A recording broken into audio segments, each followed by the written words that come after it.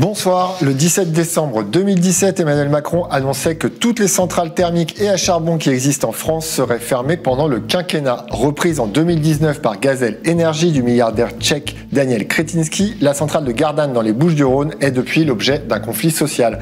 Les salariés contestent les suppressions d'emplois liées à la conversion de cette centrale charbon en centrale biomasse. Le prix de la transition écologique doit-il être payé par les salariés? C'est le thème de notre émission ce soir. Nous sommes le jeudi 17 février à l'air libre. C'est parti.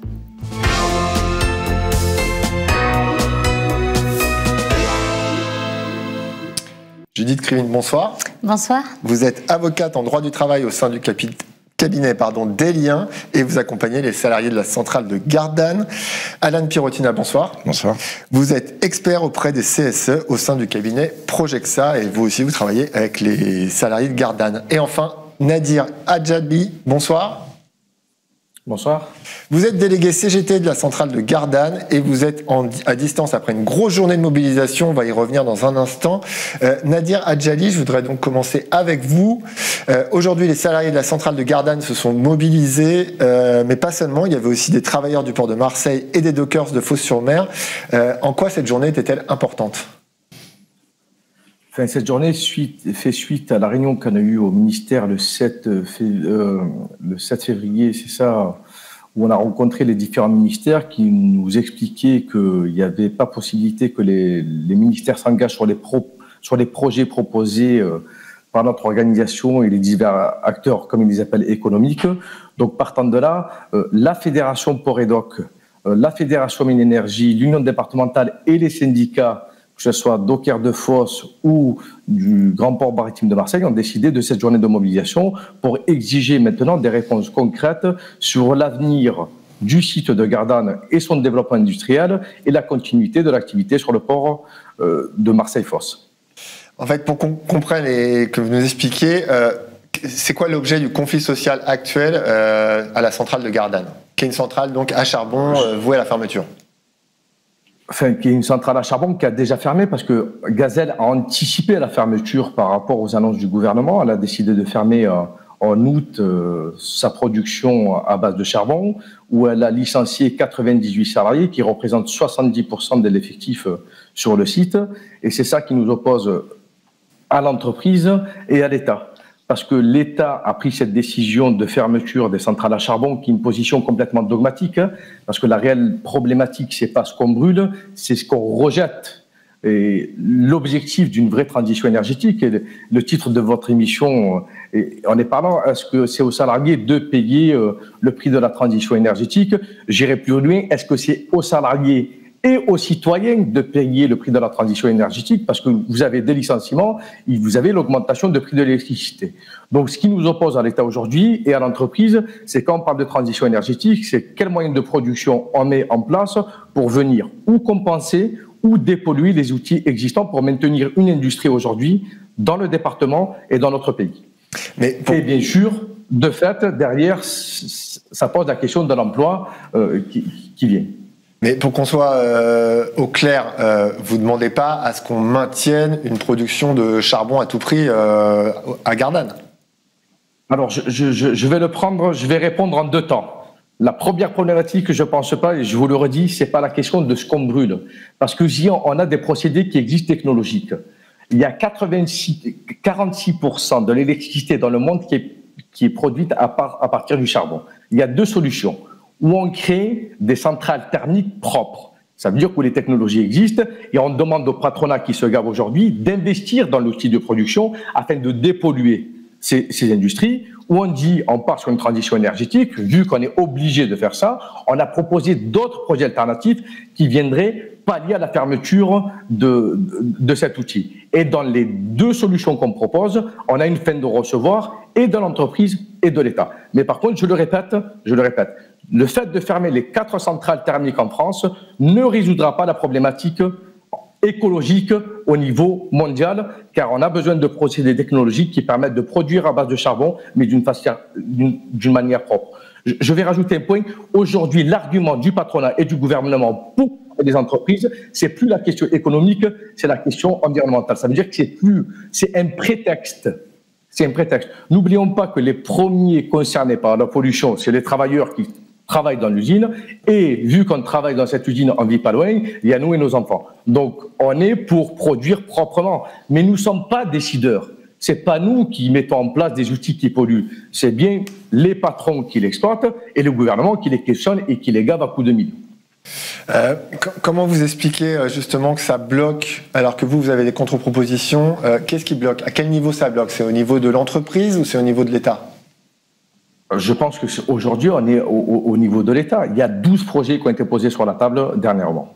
On est parti d'un seul projet, celui de la CGT, qui a fait émerger, et ça on le voit dans pas mal de conflits, dès que les travailleurs mettent leur intelligence en fonctionnement et que le rapport se crée, on voit des projets émerger. Aujourd'hui, il y a 12 projets qui sont sur la table. Pour notre organisation, on n'est pas arc-bouté sur le projet de la CGT, on est pour que l'un des projets ou des projets se réalisent, et on a une opposition aujourd'hui de l'État et on n'arrive pas à l'expliquer. Donc, quoi qu'il arrive, on mettra le rapport nécessaire pour faire sauter ce verrou et pour que des projets se réalisent sur Gardanne. Vous l'avez évoqué tout à l'heure, il y a eu donc une rencontre le 7 février dernier avec des représentants des ministères de l'Industrie, de la Transition écologique et du Transport. Qu'est-ce qui s'est passé à cette réunion ? Nous avons constaté deux faits. D'une part, de l'incompétence de la part de certains ministères, dont celui de l'Industrie, qui n'était pas au courant du tout de dossier, et d'autre part, un mépris de classe. Un mépris de classe. Du moment qu'il y a des travailleurs qui présentent des projets, ils estiment qu'ils ne sont pas bons. Ils ne travaillent sur rien. Ils sont là uniquement pour transférer de l'argent public à des actionnaires. Donc, la rencontre s'est très mal passée, il n'y a eu aucun engagement de prix, et on continue dans ce qu'on vit depuis des mois, où il y a des engagements, mais oraux, en disant « on est pour l'industrie, ne vous inquiétez pas, on va développer le site, il sera quoi qu'il arrive industriel, on est en train de regarder et on étudie les projets qui sont proposés ». Et quand vous dites il y a de l'argent, mais il n'y ira que pour des projets industriels, c'est en gros pour des industriels, des personnes industrielles, ça veut dire qu'en fait, le même projet, vous pensez, soutenu par un groupe industriel, on va dire ça comme ça, aurait une meilleure oreille auprès des ministères? Mais je pense qu'aujourd'hui, il n'y a aucun des projets qui a meilleure oreille auprès des ministères, vu qu'il y a pas mal de porteurs de projets qui se sont positionnés sur le site, et il n'y a aucun d'eux aujourd'hui qui a été retenu. Donc il y a celui de la CGT, il y en a d'autres qui ont été proposés. Le gouvernement refuse de trancher et prendra la responsabilité du conflit qui s'amplifie et reste arc-bouté sur des positions dogmatiques qu'on n'arrive pas à comprendre. Nous n'arrivons pas à comprendre aujourd'hui pourquoi l'État ne prend pas sa responsabilité, vu qu'il dit qu'il veut industrialiser le pays, qu'il y a de l'argent, y compris dans le plan de relance, ils l'actent eux-mêmes, que les projets sont finalisés, que les études sont finalisées, et qu'il ne veut pas les réaliser et donner l'autorisation à l'un des projets de se réaliser. On n'arrive pas à comprendre cette position-là. Nadir Adjali, vous restez avec nous, vous restez en ligne et vous intervenez quand vous voulez. Je me tourne vers vous, Judith Krivine, donc vous accompagnez les salariés de Gardanne. Quelle a été votre réaction quand ils vous ont contacté ? Au tout départ, quand j'ai appris que c'était un plan de licenciement en raison de l'arrêt du charbon, j'avoue que j'ai eu un peu peur, parce que je me suis dit, si je me retrouve avec un syndicat qui me dit « nous, on veut absolument maintenir l'activité du charbon pour maintenir les emplois », je vais avoir du mal. Et en fait, je me suis rendu compte que c'était absolument pas leur démarche, c'était même tout l'inverse, puisque eux avaient pris le parti d'anticiper à la différence de l'État et à la différence de leur employeur, et de travailler dès le départ sur des projets alternatifs. Et j'ai pris conscience aussi, grâce à ce dossier, grâce à eux, que en fait, ce que j'avais vu jusqu'à présent, c'était des associations qui se battaient pour l'environnement, peu importe les emplois, ou des syndicats qui se battaient pour les emplois sans considération environnementale. Et là, je me suis rendu compte qu'en fait, on pouvait parfaitement raisonner en disant environnement et emploi, même combat. Et ça devient mon combat quotidien, parce que je me suis rendu compte aussi depuis que dans plein d'autres dossiers, le ciment, l'engrais ou dans d'autres situations, les entreprises maintenant prennent effectivement prétexte de la production de CO2 ou de gaz à effet de serre ou d'autres pollutions d'ailleurs pour licencier, et que l'État les accompagne dans cette démarche-là sans aucunement les contraindre à quoi que ce soit pour anticiper, contrairement à ce qu'il veut afficher.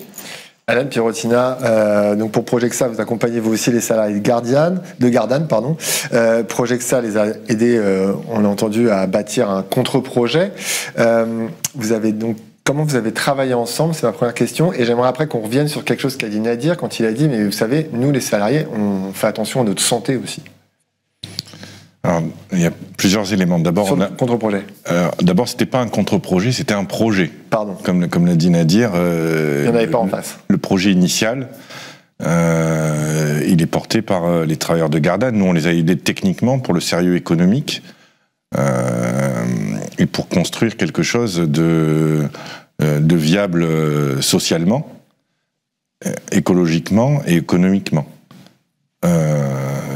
C'était pas la première fois qu'on le faisait. Récemment, dans le département, on l'avait fait dans la distribution de la presse, à la SAD, où les salariés avaient repris l'entreprise alors que l'employeur avait licencié en disant que c'était pas viable. Aujourd'hui, ça continue à distribuer de la presse et heureusement, c'est la démocratie.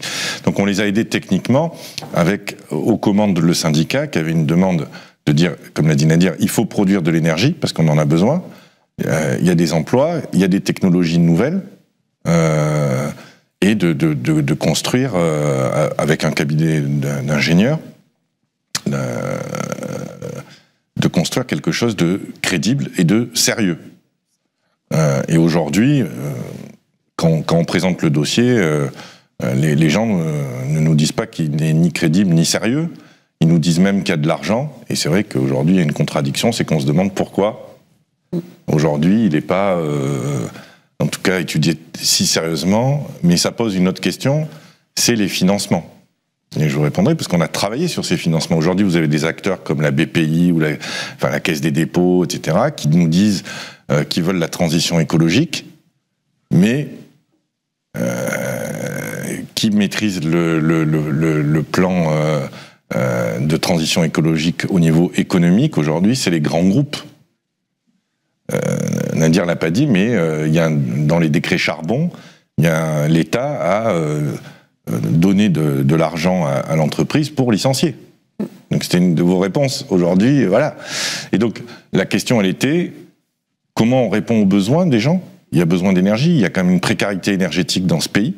Le département des Bouches-du-Rhône est un département très populaire. La ville de Gardanne, elle a déjà subi la fin de la mine, la fin d'autres entreprises. Et donc, il y a la précarité énergétique. Et donc, on a voulu faire... ils ont voulu, et nous, on a travaillé sur cette partie sérieuse, en tenant tous les bouts, c'est-à-dire du financement jusqu'au fonctionnement du process industriel avec le sérieux. Et juste sur cette question-là, Nadir l'a un peu dit, une des problématiques les plus importantes, c'était, on a fait un décret charbon qui dit il faut fermer parce que ça pollue, ça fait du CO2,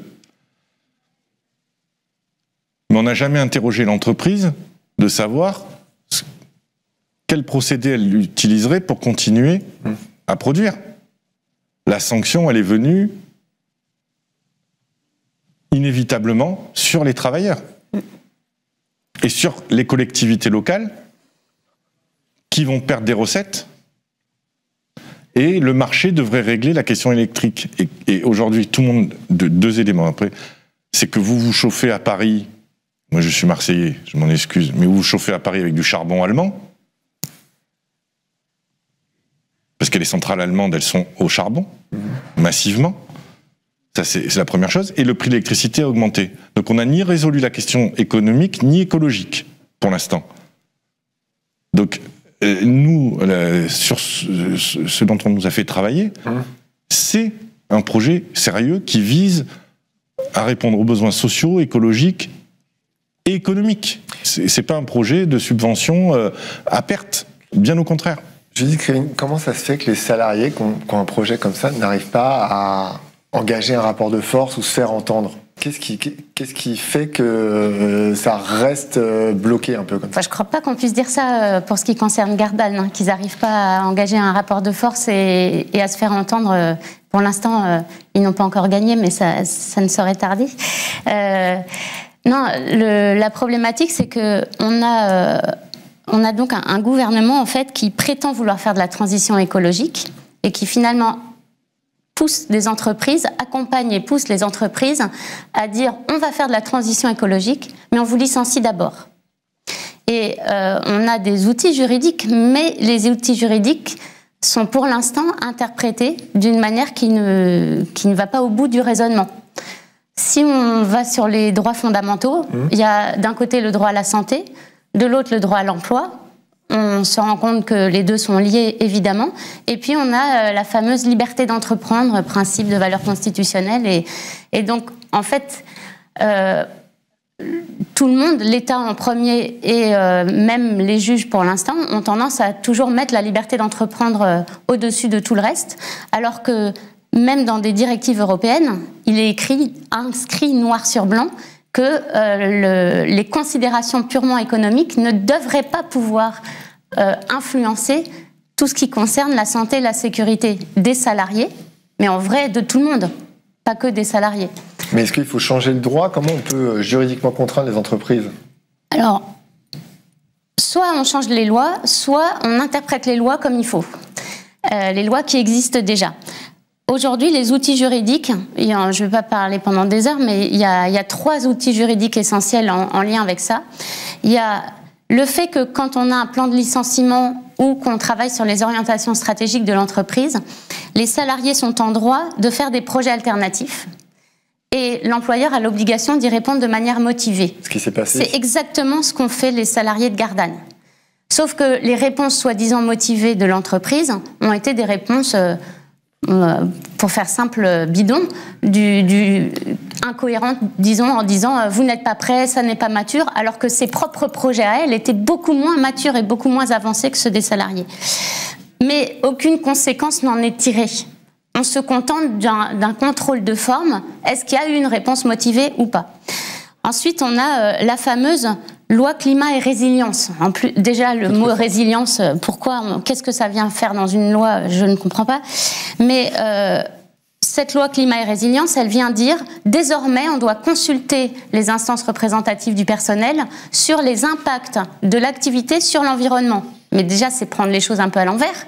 Puisque la question, c'est pas l'impact de l'activité sur l'environnement, c'est pas des spécialistes de l'environnement, les salariés, c'est les impacts de l'activité et des projets de l'entreprise en lien avec l'environnement sur l'emploi et sur les conditions de travail. Deuxième chose, la soi-disant gestion prévisionnelle des emplois et des compétences qui doit désormais tenir compte de l'environnement et de la transition écologique. C'est marqué noir sur blanc dans cette loi climat et résilience. Sauf qu'aujourd'hui, la seule obligation, c'est d'engager des négociations.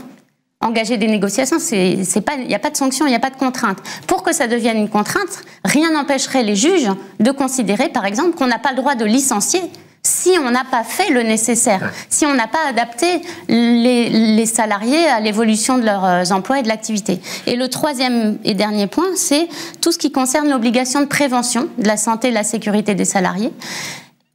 Or, aujourd'hui, ce qui se passe, c'est que l'État a voulu absolument que l'administration du travail récupère le contrôle du respect de l'employeur de l'obligation de prévention et que maintenant qu'ils l'ont récupéré suite à une décision du tribunal des conflits, bref, ils font tout pour que ça devienne un contrôle de forme.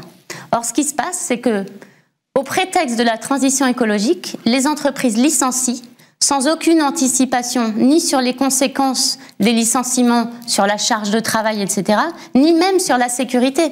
À Gardanne, mais aussi chez Total Grand Puy, par exemple, le fait de licencier du personnel a eu comme conséquence que les plans d'opération interne, c'est des entreprises Seveso, Total c'est Seveso Eau, Gardanne c'est pas Seveso Eau, mais c'est Seveso quand même.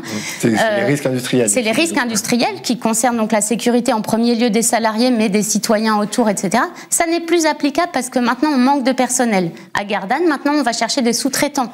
On va retourner justement à Gardanne parce que Nadir, voilà. Je crois, voulait réagir. Nadir. Oui, non, moi juste un point plus global sur la question de la transition écologique, et Alan l'a donné un petit peu. La réelle problématique qu'il peut avoir, c'est comment faire adhérer les citoyens à une transition écologique. Ça veut dire que si la transition écologique se traduit par chômage de masse et licenciement, si la transition écologique rime avec fermeture de l'industrie, donc y compris perte des emplois, et donc ça induit y compris la situation de la sécurité sociale, parce qu'il y a moins de travail, on cotise moins, ainsi de suite. Il faut que le gouvernement prenne ses responsabilités en disant clairement les choses. Il n'y aura plus d'industrie en France, ça sera un pays où on restera sur du service et du tourisme, et partant de là, les citoyens décideront. Sauf que le problème, là, c'est leur. On leur explique toute la journée que c'est pour leur bien. Et le slogan qui était sorti, qu'on se rappelle, pendant la période des Gilets jaunes, c'était « entre la fin du mois et la fin du monde ». Et là, on est en plein dans ça ça veut dire qu'on est en train de dire aux travailleurs « vous savez quoi, c'est pour votre bien, vous inquiétez pas, mais vous allez vous retrouver au chômage ». Et quand les travailleurs proposent des solutions qui sont cohérentes, qui sont respectueuses des normes environnementales, qui créent de l'emploi et qui permettent, y compris de répondre aux besoins des usagers et des entreprises en termes de fourniture électrique, on nous dit non, mais là, on ne sait pas, c'est pas possible. C'est là où il est l'incohérence de ce gouvernement. Et je mettrai une petite parenthèse sur l'actionnaire aujourd'hui. On a un vrai actionnaire aujourd'hui, c'est Kretinsky. La réalité, c'est quand il achète les centrales thermiques et que l'État autorise à Kretinsky de rentrer dans ce domaine stratégique, c'est qu'il y a un deal là qui est fait parce qu'il savait que ça allait être fermé. Et quand l'entreprise nous dit, parce que j'ai fermé les centrales thermiques, l'État nous doit 50 millions. Depuis quand un actionnaire qui vient parce qu'il ferme une droite, on lui donne 50 millions? 50 millions, c'est le prix du projet de Gardanne, hein, je le précise, qui créera minimum 60 emplois sur le site et bien plus au niveau du département. Voilà les réalités des faits aujourd'hui. Mais Nadir, le discours du gouvernement, c'est de dire la transition, elle doit s'accompagner par des plans d'accompagnement des salariés pour qu'ils apprennent un nouveau métier et tout ça. Est-ce que ça, c'est un truc que vous pouvez entendre? Attendez, l'évolution de nos métiers, elle est constante en vérité. On a ce discours, c'est un truc que j'entends depuis des années que je travaille. Moi, quand je suis rentré il y a 20 ans à la centrale et aujourd'hui, j'ai évolué dans mon métier. Par le fait de l'évolution des technologies, par le fait de la modification du process. Il n'y a pas un travailleur qui travaillait il y a 30 ans comme il travaille aujourd'hui. Ça n'existe pas. Sauf que, pas de souci sur ça, mais mettons en place quelque chose qui fasse que les travailleurs conservent leur emploi. La réalité, ce que dit le gouvernement à demi-mot, c'est on va vous accompagner à aller au chômage. C'est ça. C'est 12 mois de congé de reclassement et après vous allez au chômage. Et ce qu'il y a derrière, c'est vous devez créer votre emploi. Donc, je vais le dire, et j'ai rien contre ces professions, hein. Vous allez ouvrir un camion de pizza, vous allez faire glacier, c'est ça qui nous, on dit, il faut de l'industrie dans ce pays, il faut de l'industrie dans ce département. Parce qu'on sait, y compris en termes de conventions collectives, ce que ça représente l'industrie, hein. C'est pas pareil d'être dans l'industrie, avoir une convention collective et d'être dans d'autres secteurs d'activité. Et je vous le dis, il n'y a pas tout qui se paye avec un chèque. Il y a y compris la dignité des travailleurs, où c'est pas parce qu'on nous donne un chèque de X milliers d'euros pour aller créer notre emploi qu'on le prendra. La décision qui a été prise par notre organisation et qu'on assumera jusqu'à la fin, c'est de maintenir une activité industrielle sur le site. Et nos anciens le disaient, on peut vivre, travailler et vivre dignement dans les Bouches-du-Rhône, même s'il y a du soleil, qu'il fait beau et qu'il y a des plages.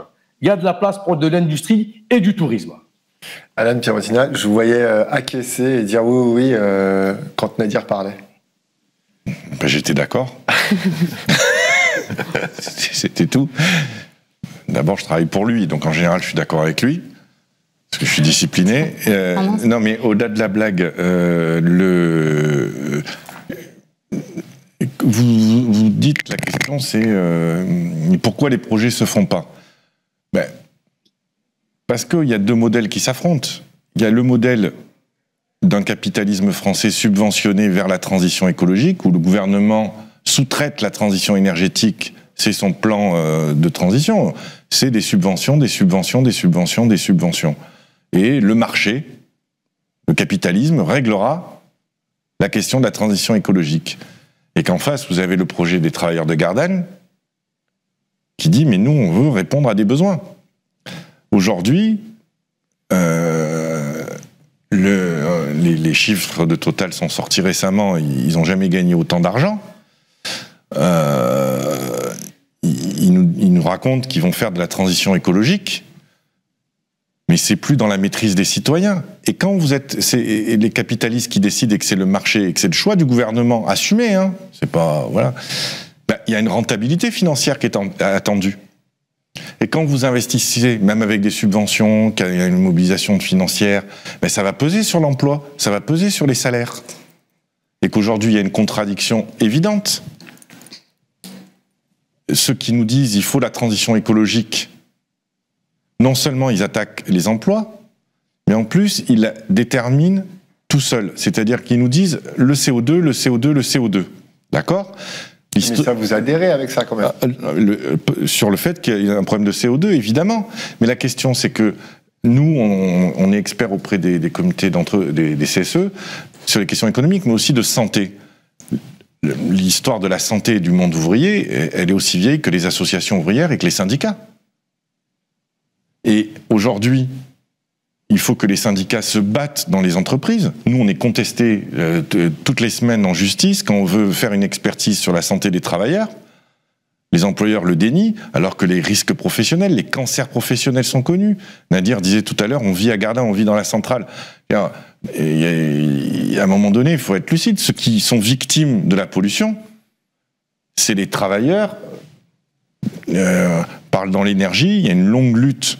On a travaillé dessus, sur les cancers de l'amiante. Mais il y avait une contradiction dans les constructions immobilières. Aujourd'hui, vous avez des entreprises qui font des travaux dans l'amiante sans protection, au nom de la rentabilité. Et donc, si on n'interroge pas la question de la rentabilité, on aura un problème. La question, c'est que le gouvernement, il doit assumer de nous dire la vérité. Est-ce que le projet des travailleurs de Gardanne, ce qui bloque, c'est que ce soit pas Total qui le porte. Si c'est ça le problème, bah après les travailleurs décideront comment ça se passe, mais la question elle est là. Et vous avez une contradiction aujourd'hui extraordinaire. C'est-à-dire que quand vous allez demander à l'Union européenne, on y est allé avec Nadir, de l'argent à la représentation de l'Union européenne à Marseille, on vous dit mais il n'y a pas de problème d'argent. Il n'y a pas de problème d'argent en Europe. Et on nous le dit tel quel. Donc, qu'est-ce qui bloque ? C'est qu'à un moment donné, il y a des rendements des capitaux qui sont attendus par les grands groupes, et que si ça va pas là où les grands groupes l'ont décidé, il y a une problématique. Et aujourd'hui, ceux qui sont bénéficiaires des subventions, ce sont les grands groupes. Quand vous êtes dans les petites, nous on expertise aussi des entreprises de plus petites, qui sont pas des multinationales, elles n'ont pas accès à ça. Et donc il y a quand même un problème démocratique, c'est que la transition écologique, vous dites tout le monde est d'accord, mais après il y a un contenu de comment on l'a fait, le contenu en termes d'emploi et le contenu en termes d'industrie. Justement, Judith Krivine, justement, quel message vous avez envie d'envoyer aux politiques, pour que justement ça soit possible en fait? Mais je pense déjà qu'il faut arrêter d'être hypocrite, quoi. Parce que tout à l'heure, Nadir rappelait qu'à Paris, par exemple, on se chauffe avec de l'électricité produite en Allemagne à base de charbon. Dans un dossier sur le ciment, je vois qu'ils veulent arrêter de produire le ciment en France, mais ils vont le produire où ? Ils vont aller le chercher en Turquie, à l'extérieur des normes européennes. Comme ça, ils sont propres ici, en affichage, mais en réalité, il n'y a aucune volonté d'améliorer l'écologie en général. Donc c'est effectivement tout le temps l'économie qui prime sur l'écologie. Donc il faut arrêter d'être hypocrite. Pour ce qui concerne l'obligation de prévention, qui est au cœur de plein de dossiers aujourd'hui, là aussi, il faut arrêter d'être hypocrite. Aujourd'hui, on a organisé un non-contrôle. On n'a plus de juge judiciaire et on a un juge administratif qui fait de la forme et qui ne veut pas regarder la méthodologie. À Gardanne, typiquement, et le Conseil d'État tranchera, je ne vais pas plaider le dossier, mais clairement, on dit regardez comment ça va fonctionner après pour la biomasse, puisque vous prétendez vouloir faire de la biomasse. Ils ont fait des tableaux vraiment au doigt mouillé, complètement bidons, mais la Cour administrative d'appel dit on ne regarde pas la méthodologie, on regarde juste si quelque chose a été fait. Le message, c'est que dans tous les domaines, là, il faut arrêter l'hypocrisie et il faut prendre des mesures immédiates pour que ce qui est affiché partout, dont la loi climat et résilience, à savoir on fait de la transition écologique en accompagnant les salariés, non pas vers la sortie, mais vers un maintien de l'emploi, ça devienne une réalité. Et c'est possible, c'est même possible avec les textes tels qu'ils sont aujourd'hui. Eh ben, merci beaucoup, merci à tous les trois. Nadir Adjali, on prendra des nouvelles évidemment de la centrale dans À l'air libre, à très bientôt et bon courage. Vous restez avec moi encore 1 minute, c'est le 24 heures de Mediapart.